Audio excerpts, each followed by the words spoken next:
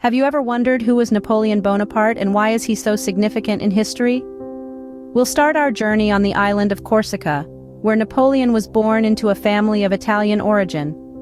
Corsica, a sun-drenched island with rugged mountains and azure waters, was more than just his birthplace. It was the cradle of his character, shaping the man he would become. As a young boy, Napoleon was already showing signs of the great leader he would grow into. His intellect was as noticeable as his ambition. When the winds of the French Revolution began to blow, Napoleon, with his fervor for change and justice, couldn't help but be swept up. He saw in the revolution not just an opportunity to serve his country, but also a chance to ascend the ranks of the French army. And ascend he did, at a pace as rapid as it was remarkable. His military prowess was evident from the get-go, as he led successful campaigns against Austria and their Italian allies. His victories did more than just defeat enemies, they made him a national hero. It was clear that this man from Corsica was destined for greatness. Napoleon's early life set the stage for his phenomenal rise to power. So how did Napoleon rise from a military officer to the Emperor of France? Let's unravel this intriguing tale. Napoleon Bonaparte, a fervent supporter of the French Revolution, made a name for himself through his brilliant military strategies. His successful campaigns during the Revolutionary Wars were nothing short of extraordinary. He led the French army against Austria and their Italian allies, claiming victory after victory. His exploits on the battlefield quickly earned him national hero status. However, Napoleon's ambitions extended beyond military triumphs. In 1799, he masterminded a coup, seizing control of the French Republic.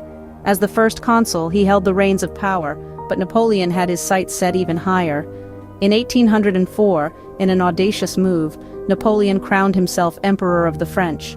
This self-coronation marked a significant shift in the power dynamics of the French Republic.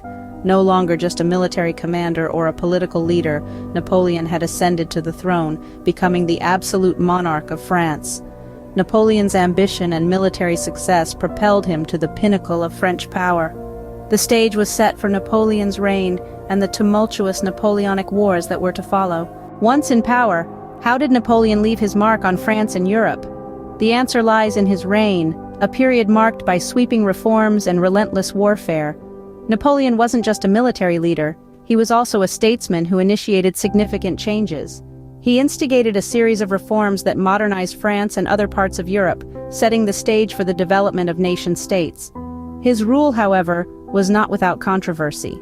His authoritarian style of governance raised many eyebrows, and his initiation of the Napoleonic Wars led to the loss of millions of lives. These wars were characterized by Napoleon's strategic brilliance and relentless ambition, but also by their devastating impact on the populations involved. Amidst this turmoil, Napoleon made a decision that would shape the future of a continent far from Europe. In 1803, he sold the Louisiana Territory to the United States, a move that significantly expanded the young nation's size and influence. Napoleon's reign was a time of great change, marked by war and modernizing reforms. But all empires must fall, and so did Napoleon's.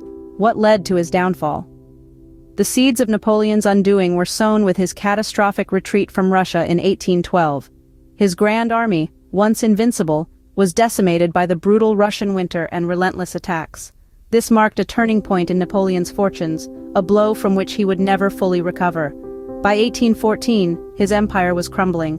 The Allies, sensing weakness, closed in, forcing Napoleon to abdicate and go into exile on the island of Elba. But Napoleon, ever the fighter, escaped Elba and made a dramatic return to power in 1815.